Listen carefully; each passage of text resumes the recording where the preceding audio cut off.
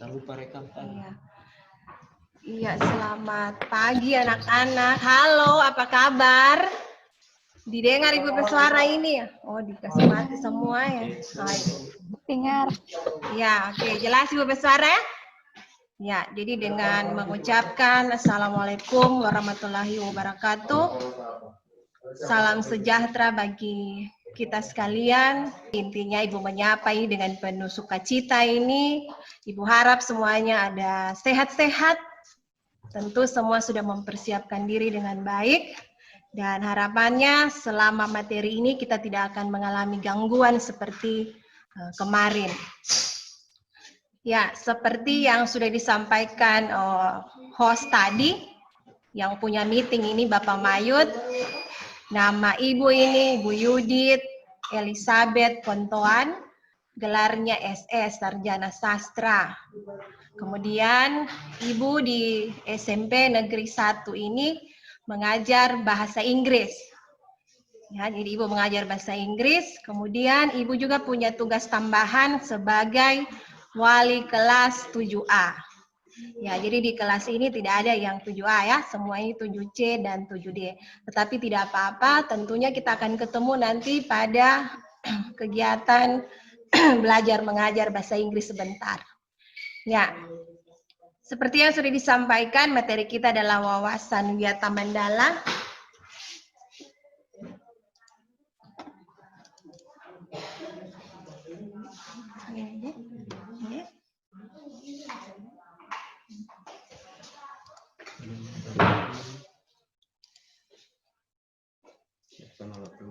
Ya, jadi sebelum Ibu lanjut materinya, diingatkan kembali kepada para peserta didik calon siswa SMP Negeri 1 ini supaya ada alat tulisnya sudah tersedia di depan, ada bukunya, ada pulpennya, dan sebagainya yang bisa membantu.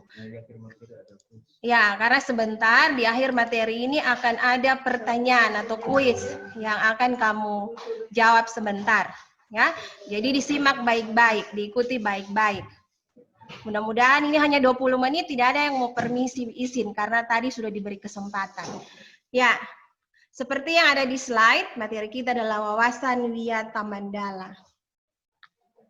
Ya, sebenarnya tujuannya mengapa kalian-kalian ini calon peserta didik SMP Negeri 1 perlu mengetahui itu materi wawasan wiyata Mandala. Jadi tujuannya adalah seperti yang sudah tertera di slide itu, melalui materi ini peserta didik baru dapat mengetahui dan mengenal dengan baik lingkungan sekolah. Ya. Jadi supaya kalian semua sebentar tahu, bisa kenal, bisa tahu dengan baik lingkungan sekolahmu.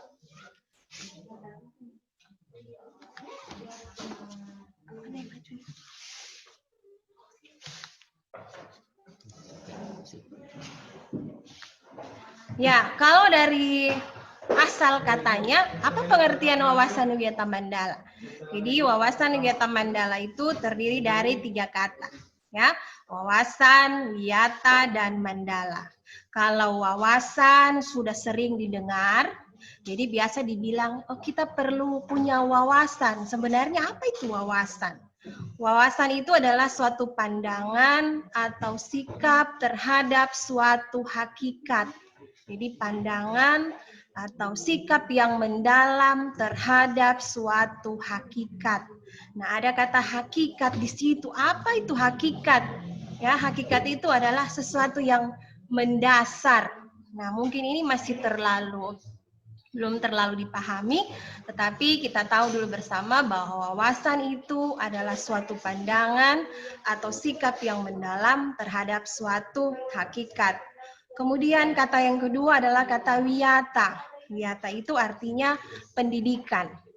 Selanjutnya kata mandala. Mandala itu artinya tempat atau lingkungan. Nah, mungkin ini kata-kata ini seperti tidak pada umumnya, tetapi ini jadi pertanyaan untuk kamu nanti disimpan sendiri, kamu akan cari tahu ini dari bahasa apa ini wiyata dan mandala. Ya, nanti kamu yang cari tahu. Jadi itu perlu kamu cerita sebentar.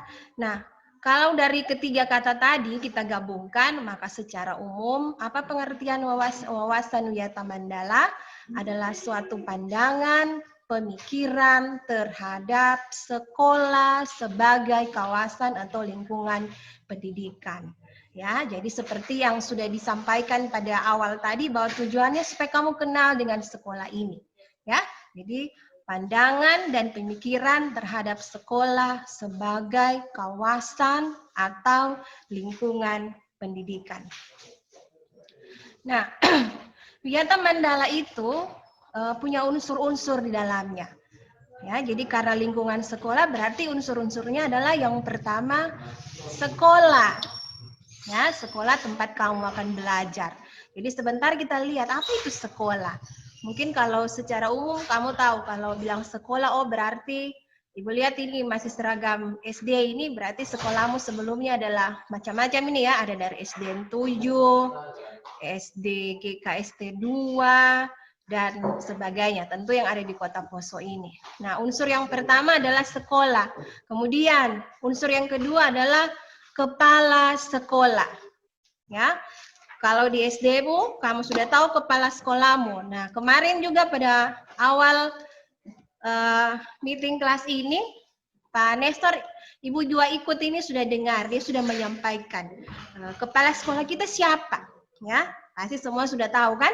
Ya, itu sebelum gangguan terjadi. Jadi kepala sekolah itu sebenarnya apa? Apa perannya di sekolah? Ya, kepala sekolah itu tentu mempunyai tugas wewenang tertinggi di sekolah, pengambil kebijakan, ya, terhadap segala kegiatan apapun yang terjadi di sekolah. Nah, unsur yang ketiga adalah guru. Nah, karena guru, semua sudah tahu itu guru itu apa. Ya, guru itu tentu yang akan mengajar, mendidik kamu selama kamu berada dalam kegiatan belajar mengajar atau selama kamu ada di sekolah. Kemudian unsur selanjutnya adalah unsur orang tua.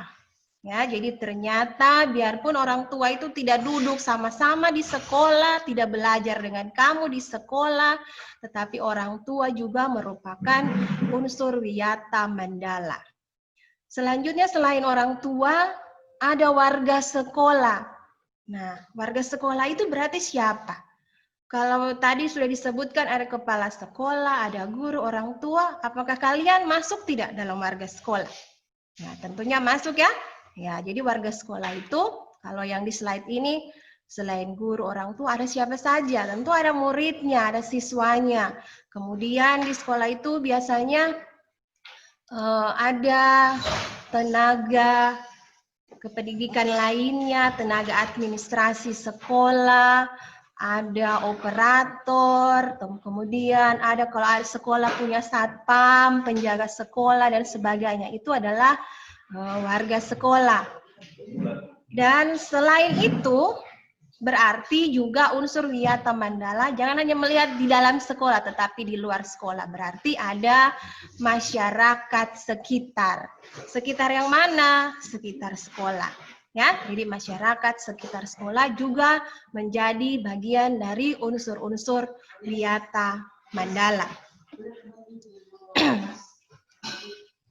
Ya, nah sekarang seperti Ibu sudah sampaikan tadi, kita akan melihat sekolah dan fungsinya. Apa sebenarnya sekolah itu? Ya, di bayanganmu tentu kamu sebenarnya sudah tahu apa itu sekolah, ya. Tetapi mungkin di bayanganmu sekolah itu adalah tempat kamu pergi belajar. Kalau pagi bangun berangkat ke sekolah itu sudah pengertian sekolah. Tetapi ternyata pengertiannya lebih dari itu, ya. Di sini tertulis sekolah merupakan tempat penyelenggaraan KBM. Berarti secara fisik itu adalah tempat penyelenggaraan KBM, gedungnya, ya. Kemudian sekolah itu juga merupakan tempat menanamkan dan mengembangkan berbagai nilai, ya, menanamkan dan mengembangkan berbagai nilai. Jadi di sekolah itu nilai-nilai apa saja yang kamu dapat? Karena kita ternyata tidak cuma dapat ilmu pengetahuan, tetapi ada nilai-nilai yang dikembangkan dalam sekolah. Tentu nilai-nilai kehidupan. Di situ sudah ada norma, nilai agama, sosial, dan sebagainya. Ya. Kemudian ilmu pengetahuan, teknologi, dan keterampilan. Nah, ini berhubungan dengan pelajaran-pelajaran yang kamu dapat, mata-mata pelajaran. Ya. Kemudian teknologi. Nah, salah satu teknologi bentuknya seperti yang kita pakai sekarang ini, kita pakai secara daring, ini juga merupakan bagian dari teknologi. Ya, kemudian keterampilan. Jadi tempat mengembangkan, menanamkan berbagai nilai, ilmu pengetahuan, teknologi, dan keterampilan. Kemudian dikatakan bahwa sekolah merupakan lembaga pendidikan formal. Jadi lembaga pendidikan formal, tempat berlangsungnya KBM. Ya, berarti kalau disebutkan lembaga pendidikan formal, berarti ada yang non formal. Jadi di luar sana banyak itu yang non formal. Ya, tetapi sekolah merupakan lembaga pendidikan yang formal, tempat berlangsungnya KBM untuk membina dan mengembangkan. Nah, ini Ibu sudah masukkan dalam slide. Kalau kamu lihat dalam gambar itu ada foto-foto kegiatan para siswa itu. Jadi mengembangkan dan membina ini ilmu pengetahuan dan teknologi. Misalnya lihat itu di gambar pertama itu, kamu lihat di situ ada kegiatan KBM, belajar mengajar di dalam kelas. Nah, itu mengembangkan ilmu pengetahuan dan teknologi. Kemudian juga tempat berlangsungnya pembinaan pengembangan pandangan hidup atau kepribadian. Jadi kalau kamu pergi ke sekolah itu kamu akan terbentuk kepribadianmu, pandangan hidupmu. Ya, maksudnya apa? Karena kamu ini kalau sekolah tidak sendiri, jadi banyak orang, banyak temanmu di situ. Nah, kalau hubungan dengan temanmu itu akan mempengaruhi kepribadianmu, hidupmu, pandangan hidupmu. Maksudnya seperti apa? Kalau yang tadinya terbiasa sendiri, ketika harus ada bersama-sama dengan orang lain, tentunya terbentuk kepribadian yang seperti apa. Misalnya dia akan menjadi orang yang tahu menghargai orang lain, menghormati orang lain, dan sebagainya. Kemudian yang ketiga, tempat membina dan mengembangkan hubungan antara manusia dan lingkungan. Nah, mengembangkan hubungan antara manusia dan lingkungan, mau tidak mau juga berarti mengembangkan hubungan manusia dengan Tuhannya. Ya, jadi kita semua ini warga negara Indonesia, semuanya ini memiliki agama dan kepercayaan. Nah, di sekolah itu menjadi tempat membina itu semua. Ya, kamu akan terbangun hubungan dengan Tuhan. Seperti di gambar itu ada kegiatan, misalnya yang kedua itu ada menanam pohon atau apa itu gambarnya. Nah, itu berarti hubungannya dengan lingkungan. Kemudian yang ketiga ada karya wisata, alam terbuka.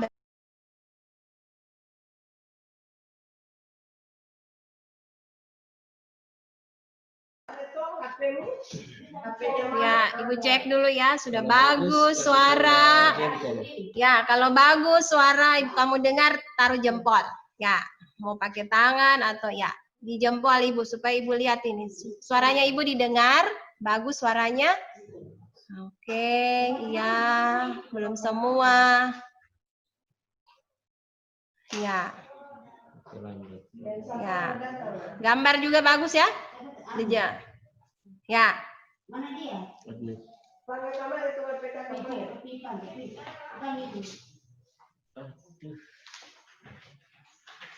Sobat diam semua berarti ini Suti Babagara. David. Saya dia ke exam. Aduh. Jaringan lagi. Gagal tadi. Mulai lagi jaringan. Bagus ini, semua masih badiam suta ini dia. Tidak dapat lihat mukanya Ibu. Iya, Bu. Belum terlihat ini. Saya dapat lihat. Kirim di grup. Saya lihat. Yang satu cuma tulis pensil. Di gambar mana Ibu? Belum bagus karena ini masih berdiam semua kalau dia coba bagara. Iya. Tidak belia, saya lihat. Aduh. Ame, Atau di kas keluar dulu, baru masuk. klik ulang. Sig out. Baru masuk ulang. Coba tunggu lagi masanya dulu.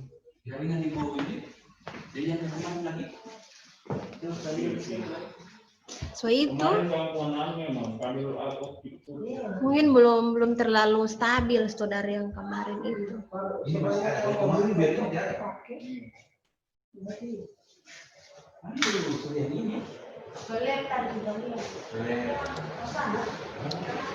Iya, yang dengar Ibu pesuara ini masih sedikit gangguan ya, karena Ibu belum lihat ini kamu punya muka semua ini sudah tidak ada suara juga ini, aduh.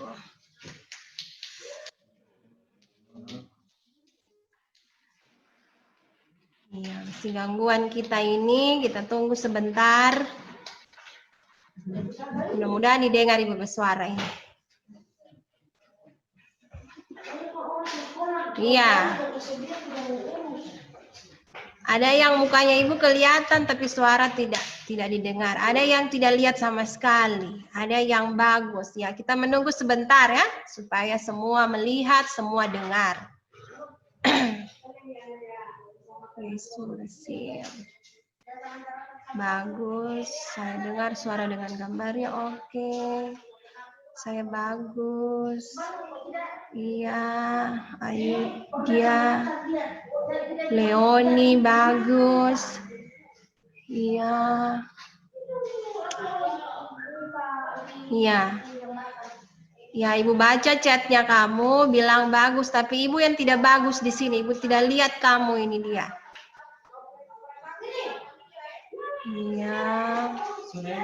Saya jaringan tidak bagus, Ibu. Boleh stop? Bisa ulang bagus. Lancar. Boleh stop? Apaan ulang DP? Bisa stop. Lanjut saja. Oke. Bagus itu, soalnya banyak bilang bagus. Pasti aktif suaranya. Tanya dong. Iya.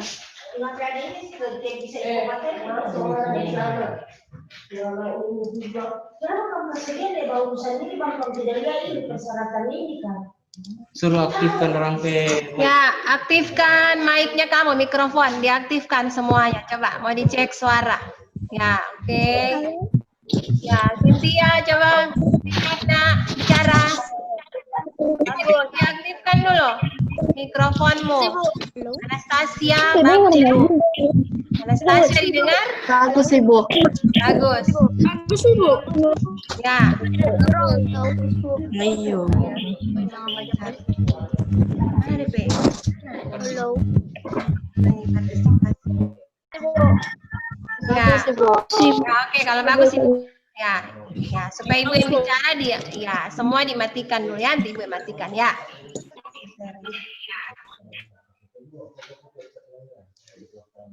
Ya langsung. Iya, lanjut. Ini tadi. Nah, nanti kita kasih lanjut. Sini. Ya, kita lanjut ya. Nah, kalau tadi pengertian sekolah, kita lanjut sekarang kepada fungsi sekolah. Ya, katanya fungsi sekolah adalah sebagai tempat masyarakat belajar.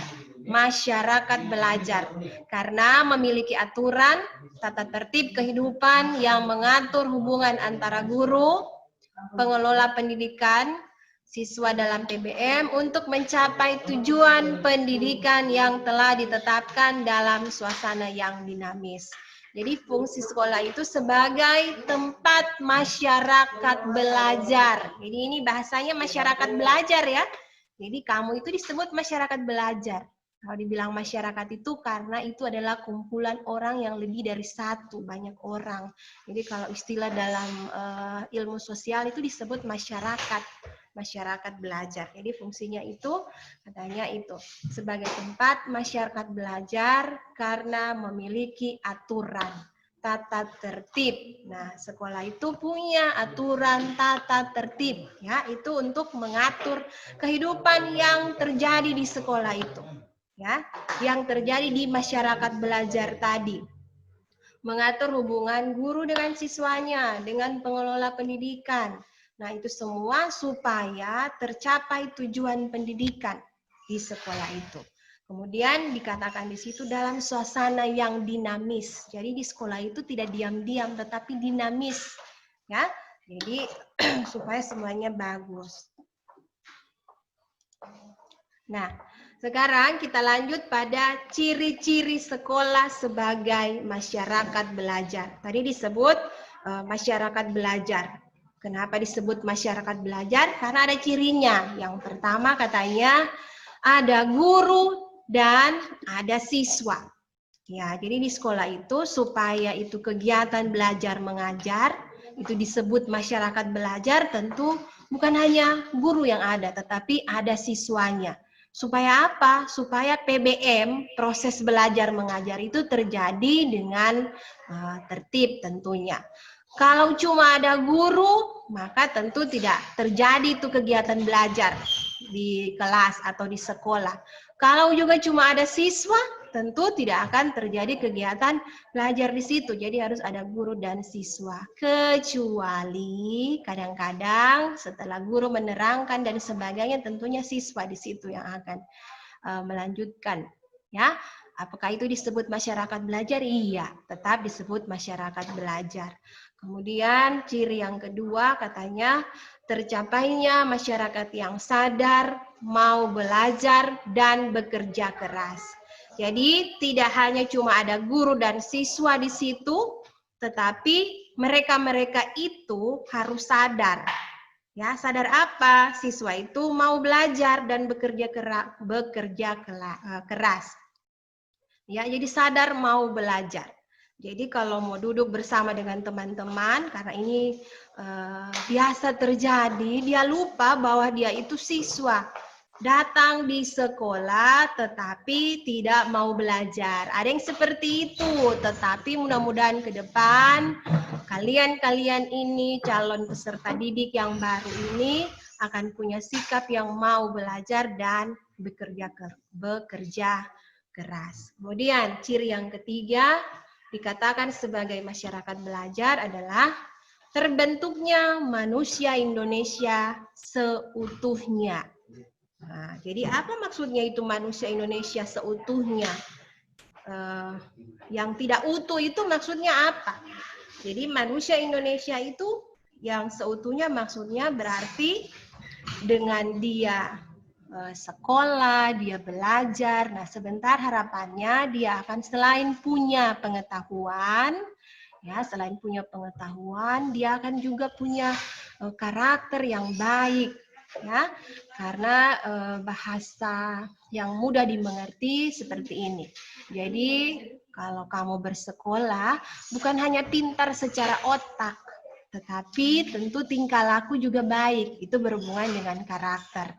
Karena di sekolah itu bukan hanya mau belajar ilmu pengetahuan, tetapi juga itu tadi dikatakan membentuk nilai dan kepribadian. Jadi itu utuh, tidak terpisah. Jadi bukan hanya otak-otak saja kalau datang di sekolah yang mau dikasih mantap, tetapi juga tingkah lakunya, ya. Jadi itu ciri-ciri sebagai masyarakat belajar. Nah, selanjutnya prinsip sekolah sebagai wiyata mandala. Ya. Nah, prinsipnya sekolah itu disebut sebagai wiyata mandala, sebagai lingkungan pendidikan tadi katanya harus memberikan bekal hidup.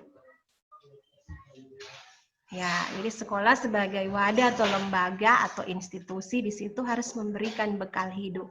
Jadi kamu datang sekolah ini, ya, jadi seperti kalau orang tua biasa memberikan wejangan dan sebagainya di rumah, nasihat-nasihat tentang kehidupan. Nah, sekolah juga seperti itu. Ya, karena kalau sudah di sekolah itu berarti yang menjadi orang tua adalah siapa? Tentu ada guru di situ, kepala sekolah dan sebagainya. Ya. Kemudian prinsip yang kedua, sekolah sebagai institusi tempat peserta didik belajar di bawah bimbingan pendidik. Nah, kamu datang sekolah, tentunya yang disebut sebagai pendidik di situ adalah guru. Ya, kamu dididik di situ, dibimbing. Nah, itu jadi sekolah sebagai institusi atau lembaga tadi atau wadah, tempat peserta didik belajar di bawah bimbingan pendidik. Ya, jadi itu tugas guru. Kemudian sekolah sebagai lembaga dengan pelayanan yang adil merata bagi stakeholdernya. Nah, di sini disebut ada istilah stakeholder. Apa maksudnya itu stakeholder? Ya, katanya harus adil bagi stakeholdernya, yaitu semua tadi ya yang ada di dalam warga sekolah tadi. Jadi itu prinsip keadilan harus dijalankan. Aduh, sote bagus lagi. Ya, jadi prinsip keadilan harus dijalankan. Jadi tidak ada nanti yang bilang, oh ini tidak adil dan sebagainya, ya guru tidak adil terhadap ini, itu tidak boleh terjadi.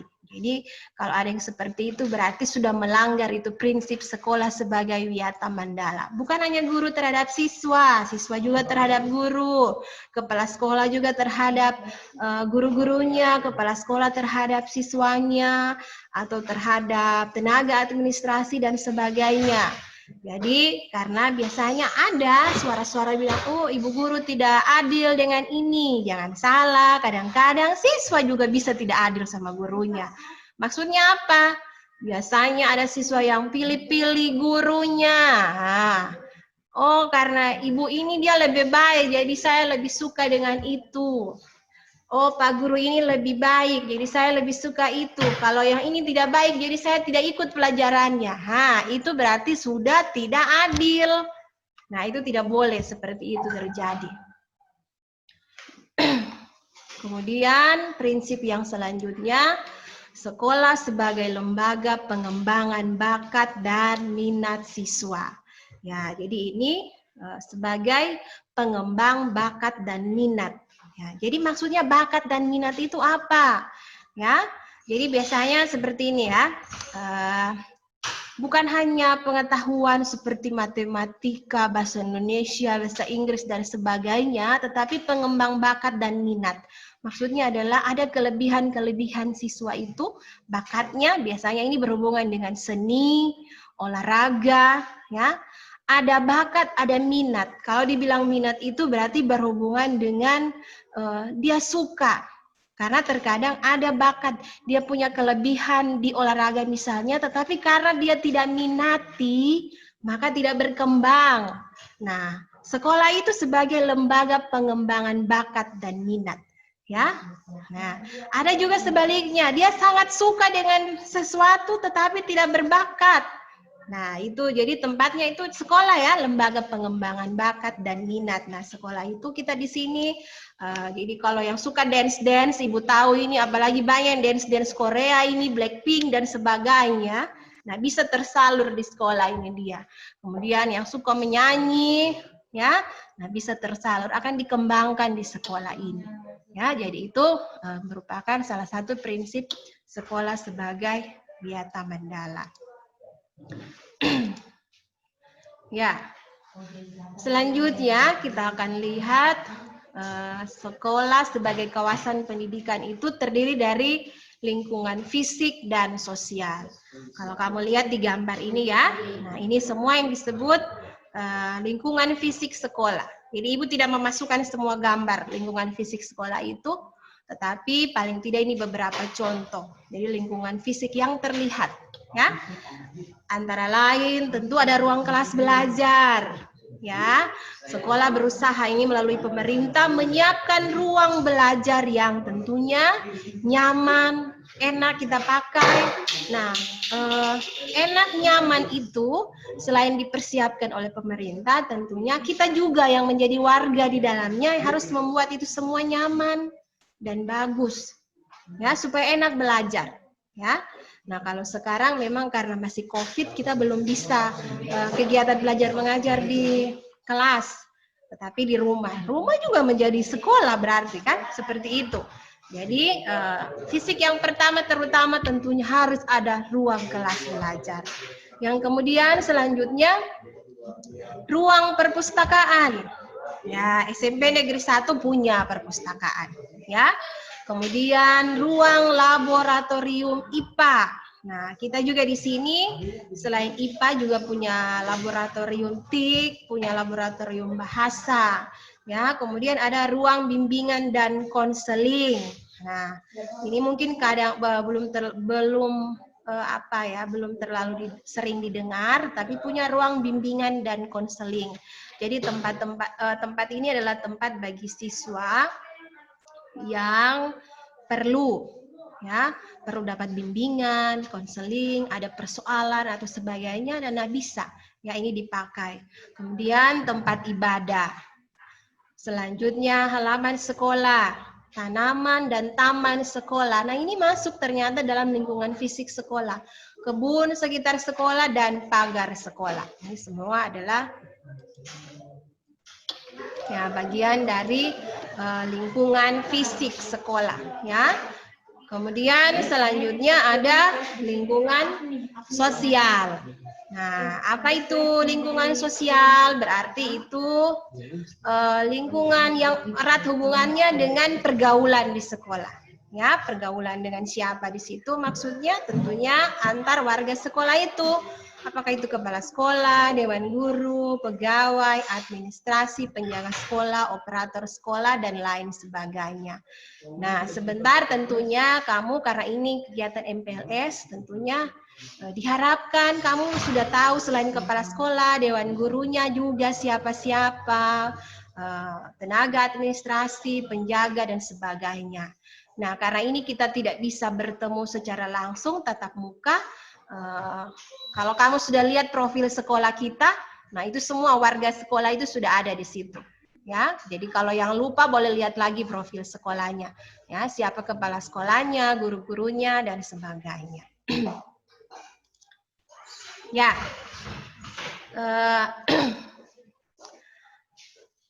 Pada akhirnya materi wawasan Wiyata Mandala kita, ya Ibu rasa itu cukup.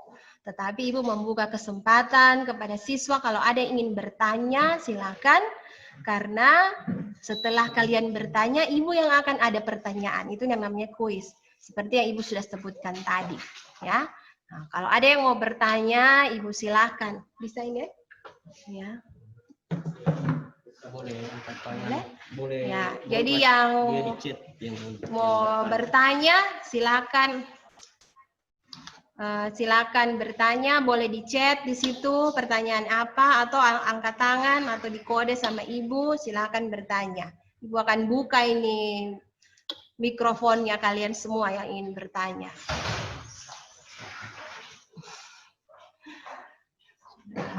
Ya, ada yang mau bertanya, silakan. Kita kira ini yang bertanya. Ya, oh tidak ada soal lagi. Soal Gajanu. Yang tadi ini. Yang tadi, oh iya. Nah. Ya, ada yang mau bertanya? Kalau tidak ada, semua sudah lihat tadi itu chat itu. Balik Jo, Pak. Tidak ada yang bertanya. Ya. Kalau tidak ada yang bertanya, Ibu yang akan memberi pertanyaan. Ya, jadi caranya bagaimana? Jawaban kamu akan WA sama Ibu ya. Nanti jawabannya di WA sama Ibu. Ya, ini pertanyaannya. Ya. Ya, ini ada 2 pertanyaan. Ya, ini semua dengar ya, jelas ya, lihat di slide itu. Menurut pendapatmu, ini pendapat kamu ya, apakah manfaat sekolah bagimu? Ya, itu. Ya, yang pertama, menurut pendapatmu, apakah manfaat sekolah bagimu? Kemudian pertanyaan yang kedua, jika siswa sudah mengetahui dan mengenali lingkungan sekolah sebagai kawasan pendidikan, ya, Karena ini harapannya tadi kamu kenal, tahu lingkungan sekolah ya, itu hubungannya dengan wawasan Wiyata Mandala. Jika siswa sudah mengetahui dan mengenali lingkungan sekolah sebagai kawasan pendidikan, maka apa yang menjadi kewajiban siswa terhadap sekolah sebagai Wiyata Mandala itu? Nah, apa kewajibannya kamu sebagai peserta didik atau sebagai siswa terhadap sekolah? Ya, jadi sederhana saja, Ibu ulangi maksud pertanyaan ini. Nomor 1, apa manfaat sekolah bagimu? Yang kedua, apa kewajiban kamu sebagai siswa terhadap sekolah? Ya? Nah, jelas pertanyaan ini ya, kamu mengerti apa yang ditanya. Kalau mengerti boleh angkat tangan, boleh dijempol supaya Ibu lihat. Kalau mengerti maksud pertanyaan dijempol ya. Aurin, Lantu mengerti, Cynthia Ibu lihat mengerti. Silakan dijempol. Oke, Yani mengerti. Muhammad Faik bagaimana? Faisan? Ya, oke, mengerti. Gio? Ya, sip ya. Jadi mengerti. Nah, jawaban ini Ibu tunggu di Japri sama Ibu Yudit. Sebut saja nomor. Ya, nanti di Japri. Pasang telinga, dicatat baik-baik nomornya Ibu ini. Ya, coba sudah? Dipasang telinga baik-baik, kemudian dengar nomor HP-nya Ibu. Di Japri di nomor ini. Ya, 0812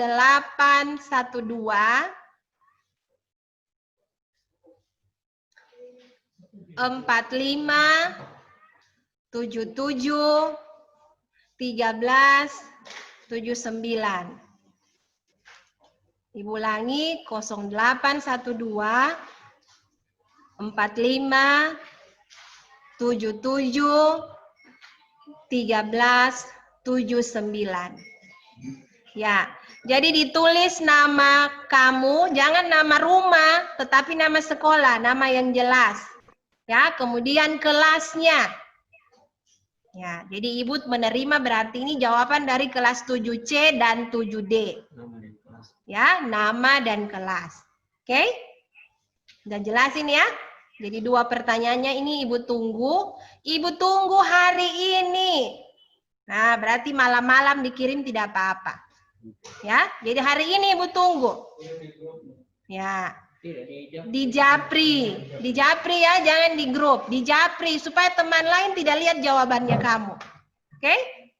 Jelas ya? Jadi di Japri sama Ibu. Apa itu Japri? Ada yang tidak tahu mungkin dijawab pribadi dengan Ibu. Ya? Ya, sama Ibu penomor tadi. Oke? Ya. Ya, sudah jelas ya? Ya, oke, kalau sudah jelas, akhir kata Ibu ucapkan terima kasih atas waktunya kalian semua yang sudah boleh mendengarkan ini. Harapannya bukan hanya didengar, tetapi dimengerti apa yang disampaikan, kemudian dirasakan manfaatnya, ya, terutama ini tentunya aplikasinya itu akan berhubungan dengan pertanyaannya Ibu tadi. Kamu masing-masing sudah tahu itu sekolah, sudah tahu hak maupun kewajiban kamu terhadap sekolah. Ya, oke. Ibu akhiri materi ini, meeting kelas dengan Ibu hari ini dengan ucapan terima kasih dan kita akan bertemu pada kegiatan belajar mengajar selanjutnya. Selamat pagi, salam sehat dari Ibu.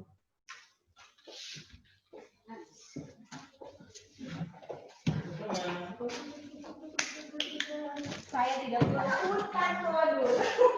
Ya oke, kasih aplaus dulu buat Ibu Yudit. Oke semuanya, kasih aplaus dulu. Ya, demikianlah tadi apa yang sudah dibawakan oleh Ibu Yudit tentang wawasan Wiyata Mandala.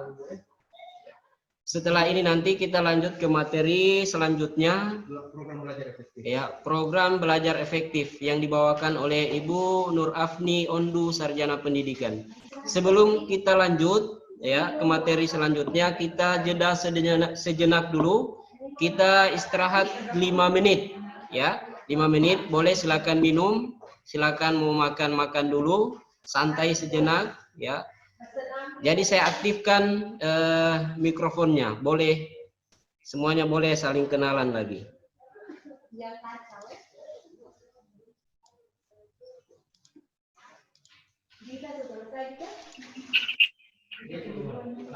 Lanjut tulis.